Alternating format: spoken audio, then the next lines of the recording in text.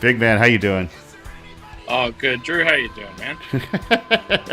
I just think the opening of this song is so epic. Once again, Well, it's so terrible, and I love it so much.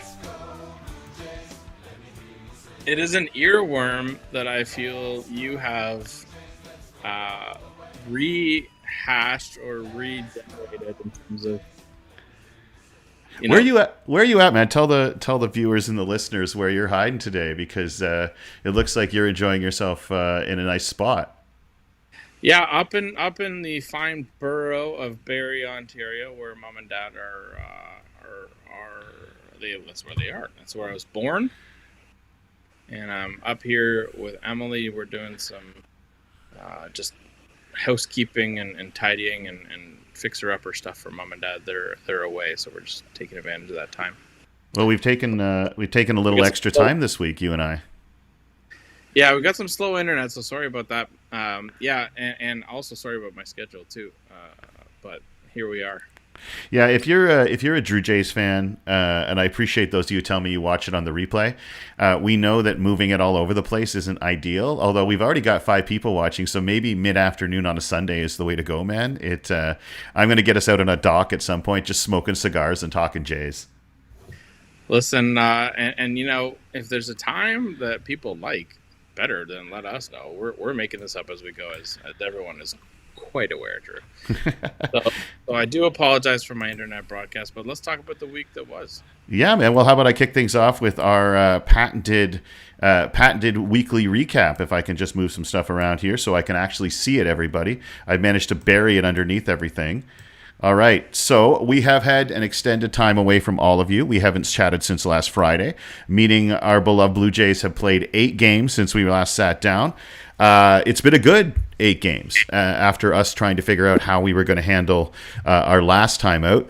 It is took 2 or 3 from the Twins, which somebody on this call actually predicted as well. They earned a well-off day on Monday, went right back to work on Tuesday, taking 2 of 3 from the Brewers, something else one of us, including yourself, called. In a midweek series, they took the first 2 from the Mets this weekend. That's 6-2 over the past week, and in only one of the games, that 9-7 loss to the Twins last Friday, did the Jays give up more than 2 runs, I believe. Now, we may be fact adjacent on that one, but the Jays have gone 6-2, and most of their wins are 3-2, 2-0, 2-1. So, look, I know it's weird because if you listen to talk radio right now, all we're still talking about is how the Jays are in trouble. And I hate to tell everybody, but they're undefeated in June, I believe. So, yeah, that's where we're sitting at. That's what we said. We took an extra couple of days, and it gave us 2 extra Jay wins. Undefeated in June. I like it. We've got Kikuchi on the hill today. Kikuchi versus Senga. That'll be an interesting matchup. Uh, you know, I'm going to keep on pointing people in the right direction that summer's here.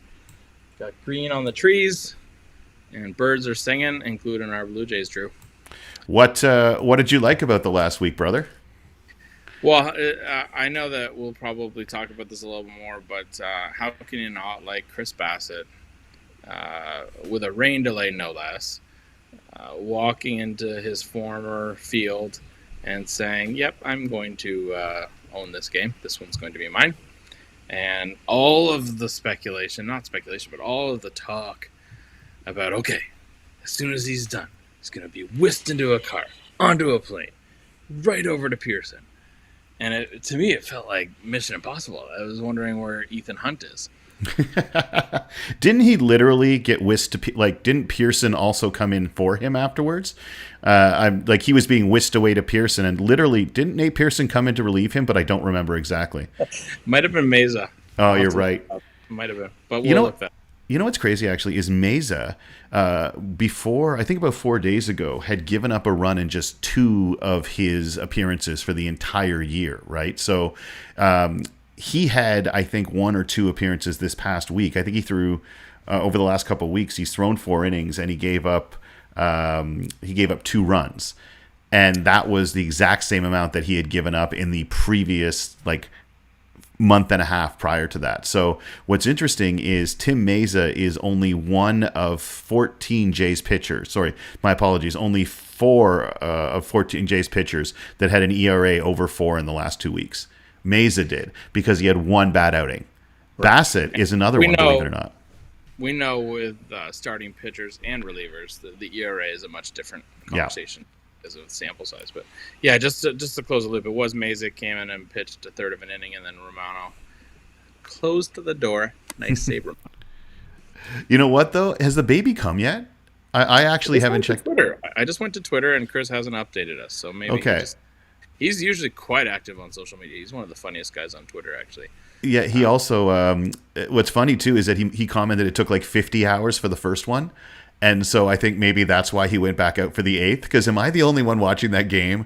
All they're talking about is his wife is in labor. And all of a sudden we turn around and he kind of like saunters off the mound after the 7th and then goes back out for the 8th. We, like, God bless you, man. But we didn't really need you to go out and start the 8th, buddy. You could have hopped home. But like my buddy Josh was at the casino with me when his wife is in labor. When you know it's going to be 40 hours, he's like, it's better to be out of her hair and not hovering and just be there when the time is right. So I haven't had a baby. I don't know. But this is the second man I've been with while his wife is in labor being like, sometimes it's best to just stay away and let her have her own time. I don't know if that's true, everybody. If you want to put it in the comments if you've had a baby, I don't know. Well, we're lucky to have the team that we do. Vladdy, you asked me what I like this week. Vladdy's making some contact again. I like that he had his uncle up for a little visit, little family time, and some people just need to hear from a particular voice they're comfortable with that things are okay, and hey, you're struggling right now, but you're going to be fine, and rebuild your confidence, which by the way, Drew, I'll remind all our listeners, it's our job as fans to help contribute to that confidence. I was thinking about that, and I wanted to talk to you about that a little bit, but great. I think it was a good week. I watched a lot of really entertaining baseball this week. Well, what's interesting too is to get an idea, like I spent a lot of time before we did today's call looking at the stats from the last 2 weeks and the last week, because I started to realize that when you watch the games day after day, we all start to focus on these perceptions we have of the big picture, and they're not always accurate. For instance, like if you would say who's been the best Jays pitcher over the last 2 weeks, Chris Bassett would come up pretty high on my list. But in fact, Bassett's, one of the few pitchers with over a 4 ERA, but that also lies to us as well. So I've been looking a lot at the last week, the last 2 weeks, and 2 weeks ago. So if you take a look at Vladdy's performance over the last 2 weeks, he's hit 232 over the last 15 days. But if you switch it down and you just look at the last week, and if we're going to be talking about positive trends, I want us to be looking at what's actually happening now, because we could be like, oh, the Jays aren't where they're supposed to be. But let's take a look at who's playing baseball right now when it comes to the Jays. And when you take a look in the last week, Guerrero's hitting 300 with a on base of around 364. So, take it. We'll take that. We've actually seen him heating up, and we'll talk a little bit later on in the show too about he's not the only one who's heating up. Like we've been talking all. You mentioned Bassett's ERA, and I watched that game, and his box. I think he had 7 earned runs or something like that. Our good soldier, our new friend in Dalton, Mr. Varsho. Was subbing in center field during that game for Kiermaier, who had a bit of a tight back. There was 2 plays that Varsho wishes he got a chance to redo, where he had the ball in his glove for one ball and then actually massaged it into a home run. That's not Bassett's fault, The majority of outfielders actually make that play. And then the other one, Dalton jumped for and missed. Maybe Kiermaier gets it, maybe he doesn't. So I don't hold Bassett too accountable for I think 6 of those or 5 of those runs maybe. But that's 3 starts ago, right? Like if you look at the last 2, 3? I think it was 3 ago. Maybe it wasn't. Maybe it was only 2. But I do know, obviously, when you type in the next. By the way, not to cut you off, brother, but you mentioned Varsho, and before I forget, did you happen to see the Photoshop challenge that followed on on Reddit following Varsho's struggles out in center field? I think you're going to show us, aren't you? I'm going to show you a few of these. So they went on Reddit, of course, which is where only good things happen, and decided that they were going to ask Photoshoppers around the world to take Dalton Varsho's unfortunate, excellent effort and turn it into. So we got a few that we can flash up here. This is among my absolute favorites when Dalton is taking it. This is him, apparently, unfortunately, after missing that coyote once again. Having a good time on the Barry Banana Boat this weekend. Really, really taking it out on our friend here, the poor guy. We've got him having a good time. So, Dalton. Dalton, you did your absolute best, brother. And I got to say, I thoroughly enjoyed the work that whoever those folks did on that. I particularly love his MMA battle there, without a doubt, my friend. I have Photoshop for work, and I feel as though I did miss this when it happened in real time, but I feel like you've just inspired me to start a new Drew Jays challenge, because I think we have some Photoshoppers who watch. Maybe we could pick a different thing each week and see who comes up with the best ones. Those are fun. That Star Wars was hilarious. We've got. I was supposed to close with that, but I'm still learning some of the new graphics suite here. We've got a few viewers this time. If you're on a place that can make comments, I'm going to give them a heads up on a question I'm going to ask. There's a trivia answer later, but is it okay if I use some of our viewers here and ask them a question they can put in the comments, and I'll consider coming 100%. Up with a prize? All right. 100%. You might not know this. You may know this, however. I know that I've stumped you a couple of times because you straight out told me, like, Drew, I'm not a Jays history buff. But if anybody out there is watching this and can tell me which Toronto Blue Jay historically has been a Blue Jay for the most games, who among the Jays' history has played the most games in a Toronto Blue Jay uniform? We're going to be featuring him a little bit later on the show. He's not coming on, but we're going to talk about him a little later on the show. But I want to give people an appreciation for the history of the Jays when I realize that, I'm the old guy here. Anybody out there who knows, who's watching, what Toronto Blue Jays player played for the Jays for more games than anyone else in history? If you know it, you can tell me later, my friend. Give me a decade. I think this would have been over 3 decades, believe it or not. I think this player played for the Jays. It's stretched over 3 decades. Yeah, it stretched over 3 decades. So there were, and I'll tell you this, there were 4 different stints as a Toronto Blue Jay that he took in order to hit the top one. So we can come back to that later, but if anybody out there is watching and can tell me what Toronto Blue Jay historically... Probably going to be like Jesse Chavez or something stupid like that, isn't it? It is not. It is. I understand how you would guess it. It would be Dominique Leone or someone like that, like Paul Quantrill over 19 years or something came back. But no, believe it or not, it is. You're going to kick yourself when you realize who it is, my friend. Over 3 decades. Yeah. What he played in the 80s, he played in the 90s, and he played in the 2000s. So when we say 3 decades, we're talking, I think, over an 18-year period, give or take. And on the field, or did he turn into a coach? He was on the field the whole time, my friend. All right. Well, okay. Let's see what the fans. Let's see what the fans think. If anybody out there can tell me, I see that we've got hearts and thumbs up. Drew, do you want to tell us about your new backdrop? Oh, yeah. Actually, we're going to talk about that a little bit.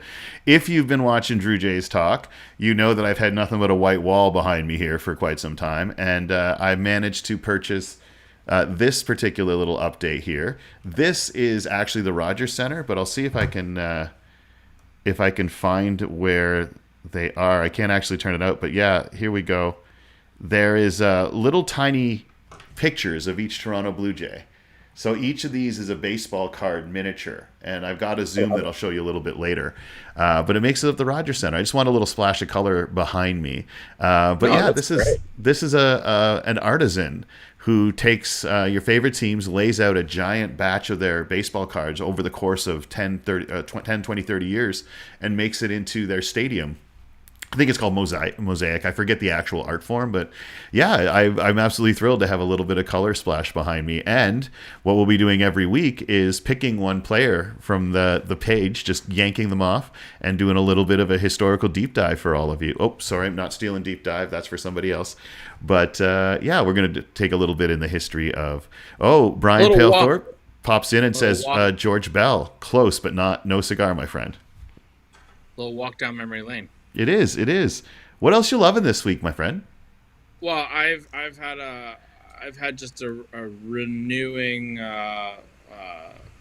just appreciation, and you know, I'm preaching to the choir here, true, but Bo Bichette saw a beautiful defensive play by him on a really bizarre little infield bloop, and they even discussed it on the broadcast how it was a very awkward contact, and maybe previous Bo or earlier younger Bo might have tried to come in on the ball, and then he very quickly, instinctually actually, just adjusted his feet and backed up a little bit. Do you remember the play I'm talking about? I don't have a video of it, of course. But, I do, yeah, for sure, without a doubt. That I mean, everyone has been, the people who do harp on Bo harp on his defense, and I mean, we gotta remember this guy's just so incredibly talented. Just named MLB Player of the Month, right? No, he was. I don't know if he was. He was named. Just remember last time we were. We didn't know that there was such a thing as the MLB monthly team, like the all-month team. And it was Chapman, I think, who made last month's. And now, apparently, for May, once again, there is a Blue Jay represented on the Major League Baseball all-month team, which I don't know if that's new, but hey, we're dominating it, even if it's been around for a while. We'll take it. Yeah, for me, love seeing Bo have success on the defensive side of the ball. We know what he can do offensively, and so seeing him make a great play. I mean, we've seen a lot of great plays, but that only builds his confidence, and I think it's just exciting to see. Yeah, and I think when you talk to Bo himself, it'd be interesting to hear where he thinks he is. Because the commentators have been commenting a lot about how, for years, since he's come up, it was always like, I'm not quite locked in yet. I'm not quite locked in at the plate. And now we're seeing Bo locked in at the plate. Like, just so all of you know, he's played 13 games over the last 15, so the Jays had that off day. And he's hitting .397 over the last 2 weeks. Like, we know that Bo has been good, but over the last 2 weeks, he's hitting .397 with a 1.010 OPS. He's hitting over 1,000 OPS, which, believe it or not, tell you what, my friend, I will send a pizza to your house in Barrie right now if you can tell me what Toronto Blue Jay has led the team in OPS over the last 15 days. I will get 15? Yes, over the last 15 days. Which Toronto Blue Jay do you feel has led the team in OPS? Kiermaier. I mess with you not. It's Craig Biggio. Sorry, it's Cavan Biggio. My apologies. Cavan Biggio has played 11 games. He is hitting .318, has an on-base percentage of .444, and has an OPS of 1,080, which just gets out Bo Bichette, who's got 1,010, and George Springer, who's got 1,009. So. Wow. Like, this is why I was talking about when we take a look at, like, obviously Bo had a great May. He's part of this all major league team. But man, like, I'm taking a look here. Over the past 15 days, 1, 2, 3, 4, 5, 6, 8 Blue Jays are hitting 300. Now, 2 of them are Nathan Lukes and Ernie Clement. But Nathan Lukes, he's doing that over 6 games. And so their Jays, this is what I get now, man. Who's slumping on the Jays? And I know that we're a positive podcast, but this I think overall is positive. Take a step back right now and tell me who on the Toronto Blue Jays is slumping in your mind.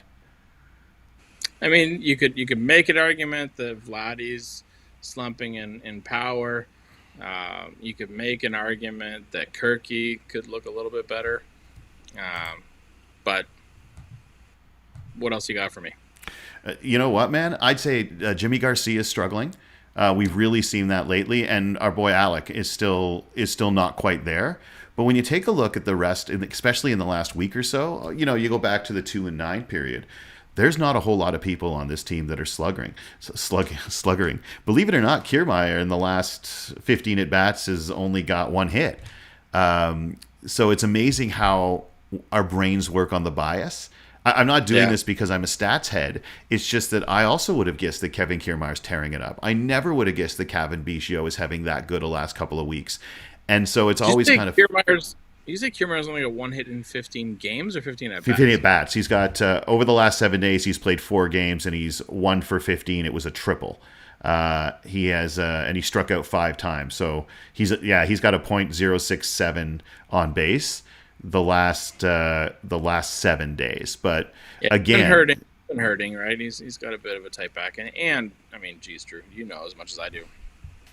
32-year-old, he's actually, moving towards the twilight. Not the twilight. I mean, 35, 37. Yeah. Anyway, he's been making some beautiful catches, including probably a catch of the year midweek. Yeah, I'll tell you this too, man. Kirky's hitting 400 the last week. Like, if you can buy that, he's got the best batting average. He's got the second best batting average on the team because Brandon Belt apparently has decided that he's now 26 years old and wants to lead the Giants to the World Series. I mean, what a great signing he is, eh? I mean, you and I have both been hot on Brandon Belt the whole year. We love this guy, and we're starting to see a glimpse of why. I just want to see if he has Buster Posey's number. So he can bring Posey out of retirement for just a couple of games. Just a couple of games. Dude's got a 500 on base percentage the last 2 weeks, right? The last week he's on base 2/3 of the time. He's walked 5 times. He's had 7 real at bats, but he's walked 5 times in total. So the guy takes pitches after pitches after pitches, and we're seeing it, man. Like, the Jays wore Verlander out. I wanted to talk about Verlander. So this guy is a first ballot Hall of Famer. We don't see those. Mariano Rivera was a first ballot Hall of Famer. Trying to think other than Mariano in the last decade. I guess Jeter was a first ballot Hall of Famer. Who else, though, in a decade has been a first balloter? That actually gets in? Yeah, you know what I mean? Like, we could have a much longer conversation about whether Barry Bonds and Roger Clemens and the whole rest are supposed to be in there, but that's still not even the last decade, too. I think we can agree that a first balloter is a different Hall of Famer than a guy who gets in because they felt sorry for him on the 10th round, right? So Verlander, a friend of mine took me to see a Jays game in the middle of the summer several years ago. And he had no idea. He knew I loved baseball. He had no idea that he was buying tickets to see Verlander's no-hitter, one of them in Toronto. So I got to see in person one of Verlander's no-hitters against us. He was with Houston at the time, and that was special. This guy is a treat. So to see us on Friday night go in there and blank him and the Mets, that was pretty cool. The other thing, have you ever watched Foolish Baseball? If we're going to give people an opportunity to appreciate baseball a little more, there's a YouTube channel called Foolish Baseball. Have you ever watched it? Don't know it, no. Okay, now excuse me out there if I'm getting this mixed up. There's 2 or 3 really great YouTube channels where the guys who host them, I think, give you a really great appreciation of players in baseball. One of them, for instance, and I'll try to find the link for this for both you and any viewers, they do a 3-hour, I think, 5-part deep dive into why Dave Stieb was the best pitcher of the 1980s. And I can't even begin to do it justice. But they did one, and I'll send you the link as well, and we can post it. They did one on how Justin Verlander threw the greatest inning in Major League Baseball history. And I'm not going to give away any more of that, but if you go onto YouTube and you search Justin Verlander, greatest inning ever, it's about an inning that he pitches in some random August baseball game, I think it is, and it's the greatest inning ever ever put together by a pitcher. And if you want to understand and appreciate baseball more, I won't give any more away than to say that this will make you love Justin Verlander and baseball a little bit more.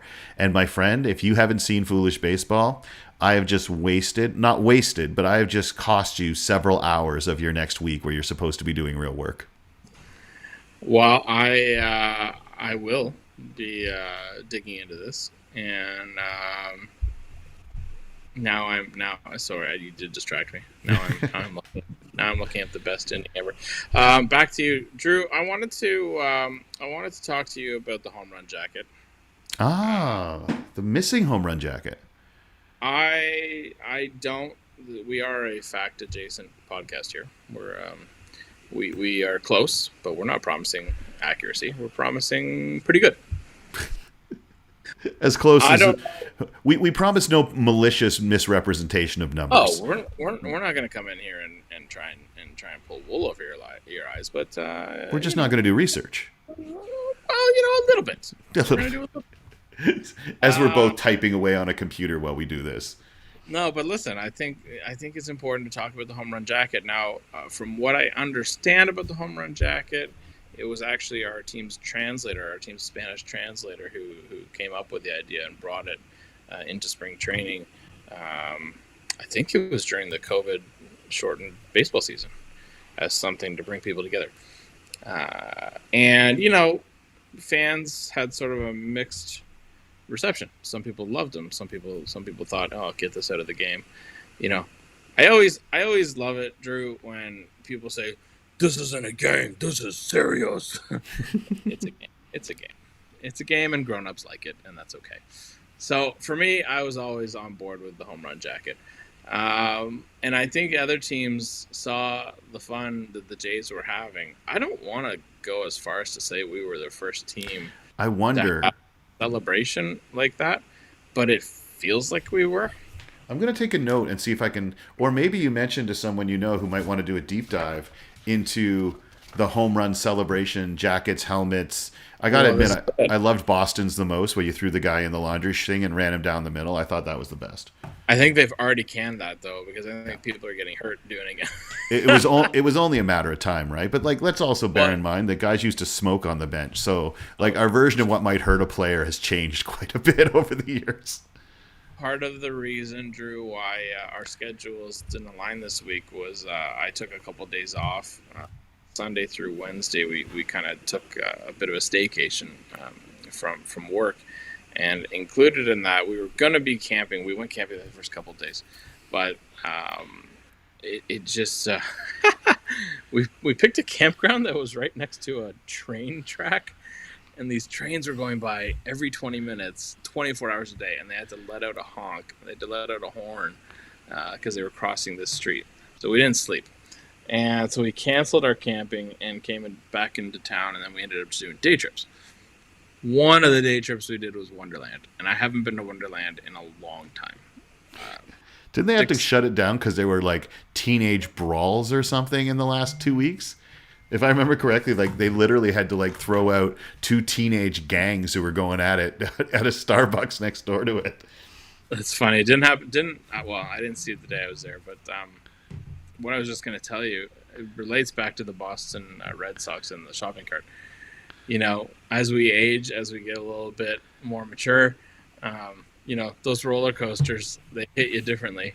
And, the former Top Gun, which is now called, I don't even know what it's called, but it's not Top Gun anymore. Anyway, this thing is coming up over my head. This is the first time I've been on a roller coaster since I was in, just in case anyone listening doesn't know, I'm sorry, Andrew. Canada's Wonderland is like Six Flags, just north of Toronto. So my apologies if anyone hadn't caught on who might be watching for somewhere else. So the ride that used to be called Top Gun, and this was the ride when we were younger. This thing's coming over my head, and all of a sudden, now my head's hitting the restraints. And I'm thinking to myself, ooh, everything hurts. I don't like this. And then we're starting to up the hill, and then down we go, and around and around. And I'm just and I was thinking to myself, these guys who get thrown into this shopping cart in Boston's dugout, and guys are hitting their heads as they're going by, and I'm thinking like that can't be comfortable. Like I know we're celebrating a home run, but what are you trying to do? Give the guy like a slip disc in the process? At least the home run jacket. It's You know, relatively safe. yeah, there's no injuries from a home run jacket. And I got to be honest, maybe it's just the zeitgeist right now. But like when I saw what the Angels were using, my initial thought was like, oh, someone's getting canceled because they were using like the official samurai helmet, which I guess is Well, super expensive, but it was Otani's, right? Shohei bought it. Yeah. Yeah. So I was like, okay, they're in the clear. But I remember the first time I saw it, I'm like, uh-oh. Like somebody's getting, and then I thought, unless Otani gave them cover on this one, which, because apparently that thing costs like $6,000, that Oh, samurai helmet that they wear. But yeah, man, I missed the jacket. So you started by saying the jacket was from the English language Spanish translator for the Jays. Did they get rid of it this year because it was time to become a little more serious, or do you have any background on what they did with it or why they got rid of it? from what I've heard, only secondhand, and this is collecting bits and pieces. I don't know if it was fans complaining, "Oh, get this out of our thing," or if it was John Schneider because he was interim manager and then he was named. I think John said, "Hey, here's one of the things I'm going to change, and then we're going to get rid of this." Um, so, and we did see Teoscar and we saw Gurriel get traded, and maybe break up the barrio a little bit, and Yeah. who knows, the jacket was sort of a barrio thing as well. Bottom line, I miss it. I'd like to That's see all. something, man. I'd like to see something that I understand it though. I guess the whole idea was that when they traded Gurriel and when they traded Hernandez, the statement was sort of like this is a business, and now it's time to get down to it. Like Vladdy did the now you're going to see the movie thing, and that blew up in his face a little bit. You know what I mean? I like that he was confident, but I do get like people are like, oh, even the Jays not changing the next level thing this year. Because remember, each year they would have a different hashtag, and it just Marketing. seemed as if everybody was kind of like, you know what, there's unfinished business, and maybe it's time to really knuckle down. I miss it, but until someone mentions it or I see another team do it, I don't miss it then, if that makes any sense. Yeah, yeah, yeah. But I hear you. It was kind of like, oh, this is the young team, and it's the one that sort of cleaned its act up first when it came to that sort of thing. Because I like the Trident in Seattle. I think that's really cool. And, everyone who says, baseball, I'm a baseball purist. Well, baseball's supposed to reflect the age it's in, or I think baseball, when it reflects the age it's in, is when it gets the most fans. And let's face it, baseball of all the major sports, like has really done a great job being willing to bend in order to get and keep more fans. Because let's face it, which of the rules do you not like? Like, just out of your own personal, which of the new baseball rules do you not like this year, if any? Well, I mean, I'm still not. I don't think that all these very silly um, strike threes and ball fours from supposed the pitcher's not set in time or he came set too soon. That's on my nerves real big right now, Drew. It's like you are shaping the game in a way that I'm not comfortable with. I'm fine with an umpire having their own strike zone. I'm fine with the human element of a strike zone being imperfect, but this, when we saw it with Barrios, um, coming set too soon, not coming set in time. I have no time for that. Oh, How about really? you? How about You you? know, you know what, man? I've sort of adopted like this. We're only 2 months in. We're only 8 weeks in. And really, if you add spring training, okay, let's add another 4 to 6. These are people who've been doing this their whole lives one way, and we're asking them to do it differently. So I think it's going to get less and less. I also think that Let's baseball's be going to. clear. Yeah. We're not asking them. Yeah. But I think two things. Believe it or not, I never thought I'd say this out loud. I agree with Scott Boras. I think they should go back to what they did during the pandemic season and allow you to have another pitcher or two in the bullpen because, he's hearing it from his clients. Look, I love the pitch clock, but, it's probably wearing pitchers down faster than it did before, right? Like, even though it's a really slow pace, when I had to walk up a slight incline when I went hiking after not hiking for a long time, like I'd walk 3 or 4 hours flat no problem. That was my exercise. But as soon as it tilted like this just a little bit, and I walked for like 5 hours, I had my legs cramping up because of that little bit. So I think there's going to be some tweaks, and one I would like to see is a warning before you get called out on strikes or you get walked. I would like to see one like foul tip, basically. You know what I mean? It's that you fouled one off. I think they're going to tweak something. I also think that they should let the pitchers maybe throw over once more. Once they disengage twice, it's a stolen base. But man, like, I love the fact that everyone's running wild. The Jays, I think, could ratchet it back a bit because I think their aggressiveness is costing them more games than it's winning right now. Like, I can think of a couple moments where they got an extra run out of a guy doing that extra base, but it seems to me that every single game the Jays are doing something like, not stupid, but aggressive that costs them on the base paths, and I haven't seen an equal number that go the other way. So I know we started with the rule change, and I love the stolen bases, but I hear you on the not. I don't want to see the game get impacted that way, but I also think it's going to be really, really rare to the point where after a year or so of doing this, if somebody gets rung up like that, it's 100% their fault. You know what I mean? Like, it's like when a hockey player goes across the middle with their head down. You don't like it when they get lit up, but at the same time, you're kind of like, got to keep your head up, Bobby. Like, it's you're coming across the middle with your head down. But I'm with you on, I don't like the game being changed that much by it. Impacted, yeah. So, switching gears for a second, I just took a look, and if people probably don't know, but when you and I are doing this chat, like, our faces are full screen for us, so it's hard to see comments from people. But just have to, Drew, I have to give my mom and my dad a shout out. They're on a cruise right now. They're in the middle of the Atlantic Ocean, and they're watching our show on their ship's Wi-Fi. So, that's awesome. Nice. It's nice that they're watching. Anything else you want to talk about that you loved this week before maybe I talk a little bit about some trivia? Just one more shout out. I'm gonna give a shout out to our friend Andy. We met Andy I think we met Andy at Pearson Airport, and Andy's from Scotland, and he's watching too. So hey, Andy, what's up? Hey, that's cool. I was going to say we got a few more eyes on here than we often do, so I'm liking that. Yeah. Welcome everybody. Yeah. So, any more thoughts about this week? It's just been nice baseball, and listen, we got a game with Kikuchi today, and then I really want to see Alec come out of the gate strong in his next start. So I'm looking forward to that. And what are you looking forward to this week?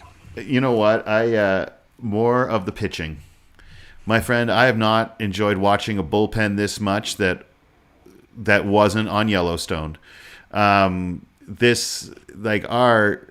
it this way. If you go to MLB.com and you sort the Jays, and ERA is a flawed system, but and you sort the Jays pitchers by ERA over the past 7 days, 8 of the 13 guys who are in the Jays pen, starters and relievers, haven't given up a run. 8 out of 13. Only 3 have an ERA over 4, and that's because Meza had a bad outing. And if you extend it 2 weeks, there's still 5 pitchers that haven't given up a run over the last two weeks for the Jays. And that's absolutely insane. And 2 of the ones who have still have whips under 1.2. Meza and Bassett, right? They might have a little hit higher ERA, but they're not giving up hits and walks. Right now, the Jays hitters are all starting to catch on, and the pitching is holding up. That very rarely happens. And so, my friends, it's only going to be a little while where pitching and hitting comes together. I'd love it if it was for 15 games and we see the Jays go 12-3 and everyone forgets May. But however many games it is, if it ended last night, tough break, I guess. But you're watching a team that is hitting and pitching at the same time. That doesn't happen all that often. And as of last night, before games are played today, we're 2.5 games out of a wild card, and it doesn't look great if you look at the AL East. We're 8.5 back of Tampa, but Tampa's starting to look a little bit human. They haven't had their slump yet. Every team has their slump, and they haven't had their 2-11 yet. Right, and the truth is, we're 6-4 in our last 10. 6-4 is a recipe for championships. If you can do 6-4 all season, that's a first place team. Before I So answer the trivia question, brother, which American League East team scares you the most? honestly, Yeah, Baltimore. me too.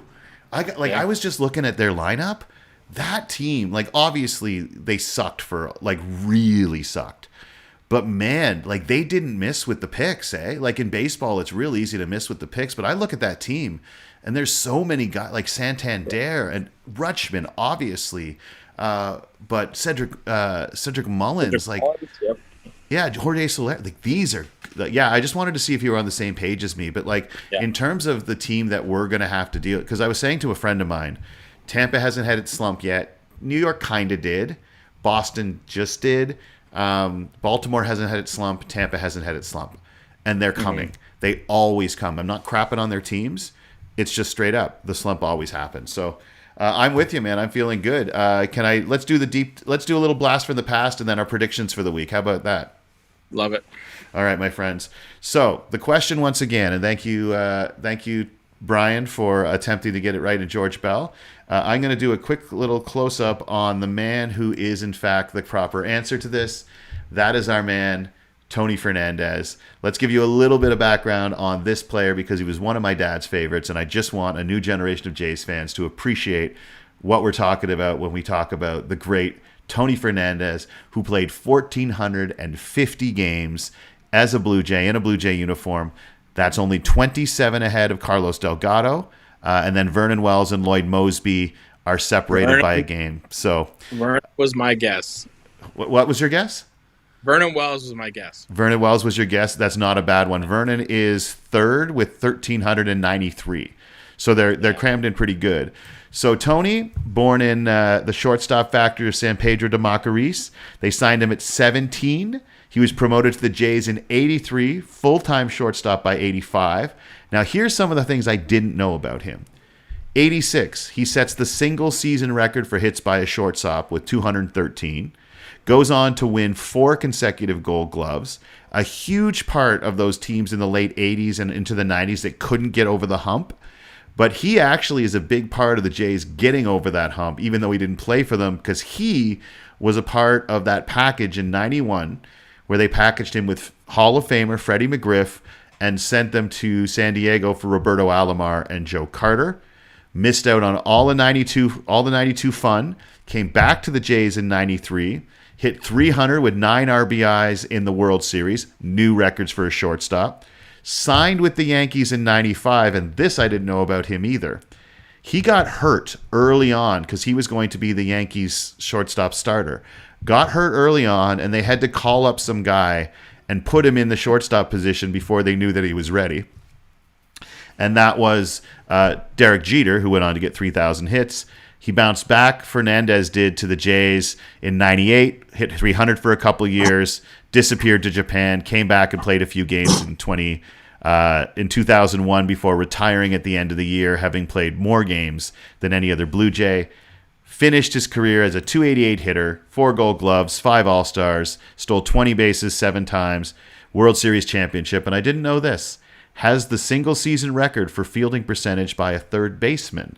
Believe it or not, in 1991, because after he came back, as you can imagine, Derek Jeter wasn't going anywhere. So that was just a little bit of a. I picked one player off the thing behind me, and just wanted to go back through. I love Tony Fernandez. He was one of my favorite players. He was one of my dad's, but I didn't know that he was the guy who made way for Jeter. I forgot that he was the guy who brought us Roberto Alomar and Joe Carter along with Freddie. So I just thought I'd like to give a little tip to the hat to the former Jays. I have to say, Drew, it's going to be time to wind up here because I'm hearing renovations are calling over here. But Yeah, man. I'll say the week ahead. I'm a positive guy. I think I like to push towards happy stories. But I will be honest. We are coming into Houston, and actually, well, they're coming to us, but. Houston, they find a way to win games. Now they're only 3 games up on us in terms of the standings, but I want to see some good. I mean, we are going to see Framber Valdez, by the way, on Thursday. Seeing a couple other of their pitchers who I don't necessarily know. So I want to see 2 out of 4 against the Astros, and I think that's achievable. I think it'd be a tough battle. And then we see the Twins, which I'm just gonna say 2 out of 3 against the Twins. So 2 out of 4 against Astros, 2 out of 3 against the Twins. That's what I'm looking for. Okay. And you know what? Because I actually kind of feel the exact same way, but I'm going to say this. I think they take 3 or 4 away from the Astros. Okay. And I have a hunch, even though we're supposed to be positive, that after taking 3 or 4 from the Astros, we're going to see a little hangover, and they might drop 2 or 3 to the Twins over the weekend. But for my prediction, 3 or 4 from the Astros, 2 of 3 from the Twins. So I think the Jays are going to go 5-3 over until the next time we talk. Whether that's the weekend, whether that's Friday afternoon, I don't know. I think we've given up on the Tuesdays at noon thing anyway. Because now, how would we do it? But my friends, that's where I'm kind of landing, and it's been fun talking to you, bro. There's lots to talk about. I'll be straight with everybody watching. The Jays are hitting better than you think, and they're pitching even better than they're saying. And so, Yep. Everybody hanging on to the 2-9. It's time to let go, because I really feel that if they can keep this going on, like the hitting and the pitching mild together, I think Vladdy's going to hit 12 home runs in June. So you just watch, everybody. Well, Drew, have a great week, and thanks for making time. And we'll pick it up when we pick it up next. Thanks, everybody, for watching. Stay positive, test negative, and Andrew and the Drews will be back at a time and place to be specified later. But I'll tell you this much: we're going to look good when we come back. Be a goldfish, Drew. Be a goldfish, big guy. Peace. Oh, we got to talk about that next week. Oh my God, tears down the face. All right, buddy. Much love. Okay. See ya. Bye.